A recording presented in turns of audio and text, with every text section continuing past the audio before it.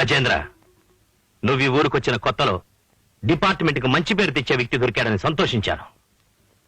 ఇప్పుడు తలవంపులు తెచ్చానంటారా?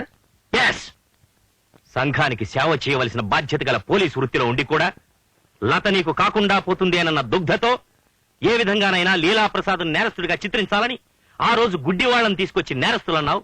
వాళ్ళను ప్రోత్సహిస్తున్నది లీలాప్రసాద్ మనుషులే అన్నావు. నిరూపించలేకపోయావు. కోర్టులో ధర్మదేవత కళ్లకు గంతలు కట్టుంటాయి కానీ కోర్టు వరకు నేరస్తుల్ని తీసుకెళ్లవలసిన మనం కళ్లకు గంతలు కట్టుకోకూడదు సార్. కళ్ళ గంతలు కట్టుకోలేదు కాబట్టి ఒక వ్యక్తి నీ మూలంగా మరణించడం నా కళ్ళారా చూశాను. అది వాళ్ళ కుట్ర కాదు, నీ అసమర్థత. ఎమ్మెల్యే వీరాస్వామి, చైర్మన్ లీలాప్రసాద్ మీద కేసు పెట్టారు. లొంగలేదు కనుక కేసు పెట్టారు.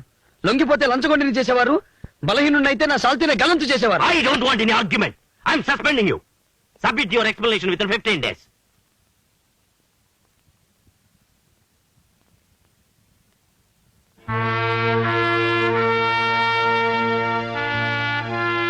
ఏమిటిది?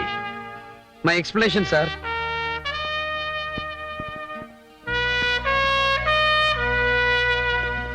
రాజీనామా చేస్తున్నావా? ఇప్పుడు నేను చేసిన పనికి అర్థం అదే సార్. అంటే నేరస్తుడిని ఒప్పుకుంటున్నావు అన్నమాట. నేను నేరస్తులను ఒప్పుకోవడానికి రాజీనామా చేయడం లేదు. నేరస్తుల్ని పట్టి బంధించడానికే పని చేశాను. అప్పుడే మిమ్మల్ని కలుస్తాను. Mister Rajendra, don't be foolish. Foolish గా నా కర్తవ్యానికి అడ్డొస్తున్నది మన రూల్స్ సార్. ఒక ఇన్స్పెక్టర్ గా చేయలేని పని ఒక సామాన్య పౌరుడిగా చేస్తాను. కాకి బట్టలు వేసుకుని చేయలేని పని ఒక సామాన్య వ్యక్తిగా నువ్వేం చేయగలవు? అలా ఎగతాళి చేయొద్దు సార్. ఈ దేశానికి స్వాతంత్రం తెచ్చిన గాంధీ గారు కాకి బట్టలు వేసుకునే స్వరాజ్యం సాధించాడా? ఆంధ్ర రాష్ట్రాన్ని సాధించి పెట్టిన పొట్టి శ్రీరాములు గారు కాకి బట్టలు వేసుకునే ఆ పని సాధించాడా? తెల్లవాడి తుపాకీకి గుండెని దొరటిన ప్రకాశం గారికి కాకి బట్టలు వేసుకుంటేనే ఆయనకి ఆ ధైర్యం వచ్చిందా? మనసులో పట్టుదల, మనుగడలో నీతి ఉండాలి కానీ ఒంటి మీద బట్టలదే ఉంది సార్. బాబు జ్ఞాపకాలు నన్ను బాధించినంత దూరం. బాబు, ఉన్న ఒక్క కొడుకు పోయినా నీలోనే నా కన్న కొడుకును చూసుకుని కంటతడి మర్చిపోదాం అనుకున్నాను. వెళ్ళిపోతావా?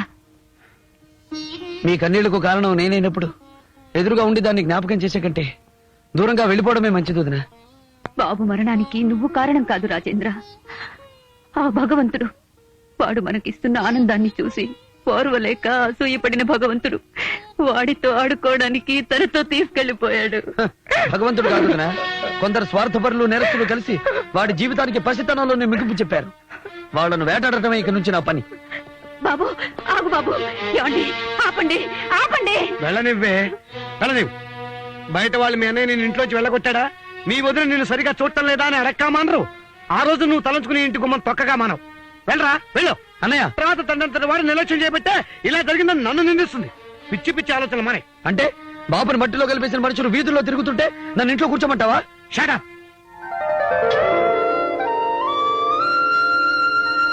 అది కదన్నయ్య.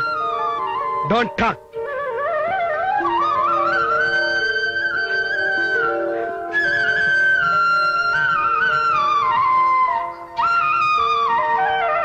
అన్నయ్య, తమ్ముడు, అన్నయ్య, తమ్ముడు.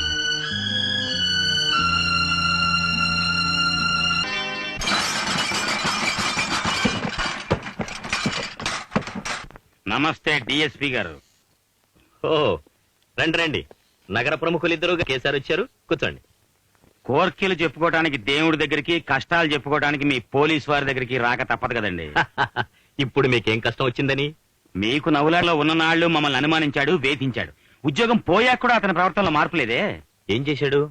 నిన్న రాత్రి నా క్లబ్ మీద దాడి చేసి ధ్వంసం చేశాడు. About 10,000 loss. అతని హింసాత్మక చర్యల్ని తీవ్రంగా ఖండిస్తున్నానని చెప్పేసి మనవి చేసుకుంటున్నాను. అతని మీద వెంటనే చర్య తీసుకోవాల్సిందిగా కోరుకుంటూ ఈ పిటిషన్ సమర్పించుకుంటున్నాను. తొందరపడకండి. పాపం అతను తన అన్న కొడుకు పోవడంతో అప్సెట్ అయినట్టున్నాడు. ఆ బాధలో ఎవరు దోషులో ఎవరు నిర్దోషులో తెరుచుకోలేక మిమ్మల్నే అనుమానించాడు. మీరే నేరస్తులను రుజువు చేస్తానని శపథం కూడా చేశాడు. జరిగిందంతా మర్చిపోండి. నేను అతనికి నచ్చ చెప్తాను. It's all right. అయితే మేము తొందరపడ్డామని చెప్పేసి మనవి చేసుకుంటున్నాను. మమ్మల్ని మన్నించమని కోరుకుంటూ ఈ పిటిషన్ విత్డ్రా చేసుకుంటున్నాను.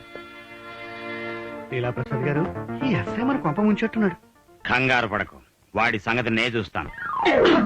అడుగు బయటకు వేసామంటే కాలు విరగొట్టేస్తాను. నన్ను అల్లనే అన్నారు. చేనూరు మీ గాడిద. చిన్నపిల్లని పట్టుకుని గాడిదంటారు ఏమిటండి పోనీ గాడిద కొడక ఆ? మా అమ్మ నువ్వని చెప్ప నాన్నగారికి ఏమిట్రా ఏం జరిగింది నా నాన్నగారు నన్ను పరీక్షకి వెళ్ళడం లేదు. అవును నాయన ఈ జ్ఞాన బొడిప గురించి ఇంతవరకు వినలేదే. ఇటీవల వస్తున్న బొడిప రూపంలో బయటకు వస్తాయి. మరి నాకు తనుకు రాలేదే. నువ్వు జ్ఞాప తన్నుటు బయటకు వచ్చిందా? ఓహోహో, ఎవరైనా తంతే బయటకు వస్తుందన్నమాట. శాస్త్రి, నేను జ్ఞాన బొడిపితో వస్తా. ఇంట్లో పెళ్ళ ఉంది. నమస్కారం అండి కానిస్టేబుల్ గారికి. ఇదా జ్ఞానం? ఏంటండి ఇలా వచ్చారు? ఎమ్మెల్యే గారు అంటే పట్టుకురమ్మన్నారండి, అందుకు వచ్చాను.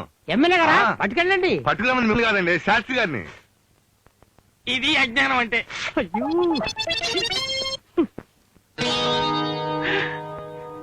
ధరసింహాసనమైన భంబుగొడుగై తద్దేవతల భృత్యులై పరమామ్నాయమునెల్ల.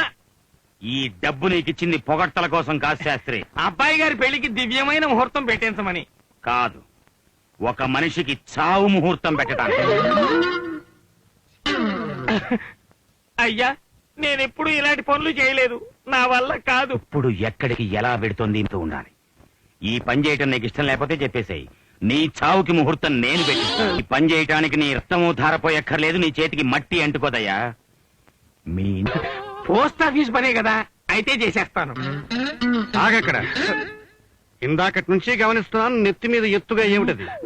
వెంట్రుకల మధ్య బాంబు ఏమైనా పెట్టావా? కాదు మహాప్రభు, ఇది జ్ఞానబుడిప.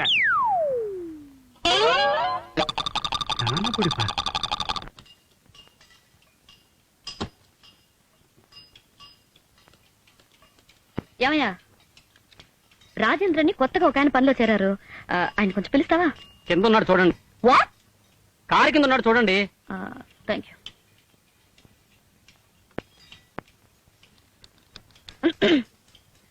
సరిగమ పదని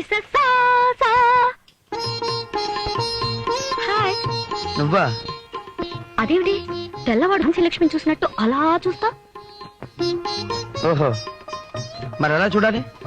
రోమియో జూలియట్ ని చూసినట్టు చూడాలి. నేను రోమియోకి ముందే మీ అన్నయ్య పగబట్టి నా మీద పంతం తీర్చుకున్నాడుగా. నువ్వు చేసిన తప్పే కదా. లత! పోలీస్ ఉద్యోగం వదిలేసినా పోలీస్ కోపం పోలేదు. నువ్వు నా వెంట వస్తే మా అన్నయ్యతో మాట్లాడి మళ్ళీ నీ ఉద్యోగం నీకు ఇప్పిస్తాను. ఛే! నేను కోరుకుంటున్నది ఉద్యోగం కాదు, ప్రతీకారం. ప్రేమించాల్సిన వయసులో పగా ప్రతీకారం దేనికి రాజేంద్ర? Hi darling. ఏమిటి డార్లింగా? టక్కన స్పెల్లింగ్ చెప్పు. ఏమిటి జోక్ చేస్తున్నావా? నీతోనా? నాకేంటి అవసరం? అదేమిటి డియర్, మనిద్దరం కాబోయే భార్యాభర్తలం కదా. భార్య భర్తలవా? నన్ను చేసుకోవాలంటే నువ్వు మరో జన్మెత్తాలి తెలుసా? ఈ మాట ఎక్కడో విన్నట్టుందే. కిందటి జన్మలో నాలాంటి ఆడదాని దగ్గర వినుంటావు. అప్పుడు ఇలాంటి పాడి బుద్ధి అయ్యి ఉంటది. ఎలా?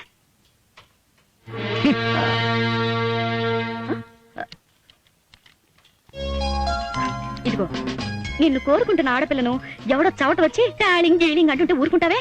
రెంచి పట్టుకుని ఒకటి వేయగా. మీ అన్నయ్య డిఎస్పీ కదా, అరెస్ట్ చేయించు. అసలు ఏమిటి నీ ఉద్దేశం? అందమైన ఆడపిల్లను వదిలేసి ఈ డొక్కు కని పట్టించుకుంటావా? నేను ఎలాగో రిపేర్ చేయలేను కదా, కారుని రిపేర్ చేస్తున్నాను. నిన్ను నిన్ను స్టార్ట్ అయింది. ఏమిటి? ఇంజిన్.